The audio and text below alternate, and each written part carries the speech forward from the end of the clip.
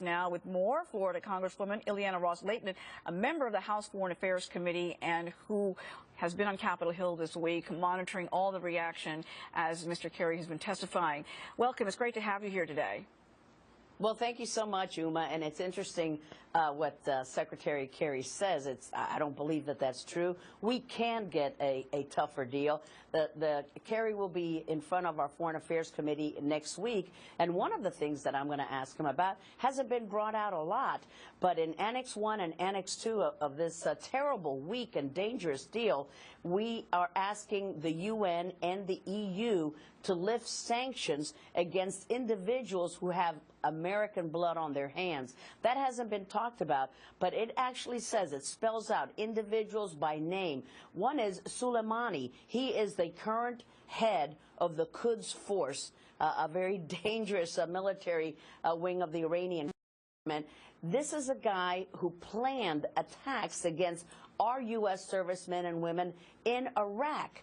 And he will now be lifted of sanctions by the UN and the EU in our deal. Another guy, Vahidi, he was the former commander of the Quds Force. He's now the military head of Iran. He is wanted by Interpol for his role in the EMEA bombing of Buenos Aires, Argentina, of the Jewish Community Center. Why is it that in our deal we have to call for other entities to lift sanctions against people who have nothing but hatred against freedom-loving individuals? No, it definitely raises big-time concerns. You know, even as this deal is being reviewed by lawmakers in hearings on Capitol Hill this week, Iran's leaders continue to send out messages on Twitter accounts vowing to defy America despite the nuke agreement and supporting groups chanting death to America, death to Israel. John Kerry is insisting that this deal is the only alternative to military action.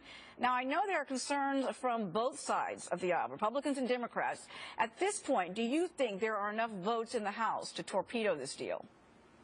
I hope so. I hope so for our future and for our children's future. If we think that it is okay to agree to a deal that says, Iran, all you have to do is bide your time, and in 10 years you can be a nuclear state. We're giving them a license to become a nuclear state, and we will be responsible for updating, modernizing their technology, lifting sanctions, giving them the financial wherewithal so that they can continue to fund terrorist groups like Hezbollah and be such a menace to our entire interests in the region. This is a bad deal every way you look at it. The lifting of the sanctions, and we saw this play out in North Korea. We've seen this movie before. It ends with Iran being a nuclear power. You mentioned the arms embargo. It's supposed to be lifted as the deal goes through, which many believe will trigger a rapid Middle East arms race. But John Kerry is insisting that the deal will set off an arms and nuclear race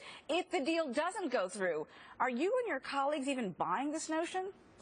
No, that is just a farce, because what happened is that President Obama invited the leaders of the Gulf countries to come to Camp David in order to try to buy them on this terrible, dangerous deal. For them, it is a problem. And he said, look, I tell you what, you'll get these arms and you'll get these arms. So already the conventional arms race has begun, and very soon the nuclear arms race will begin. I have just a few seconds left. Let me just jump in here really quickly. We're actually encouraging them. You know, is it true that the deal also calls for us to support Iran if Israel launches an airstrike against that country? Is that even possible?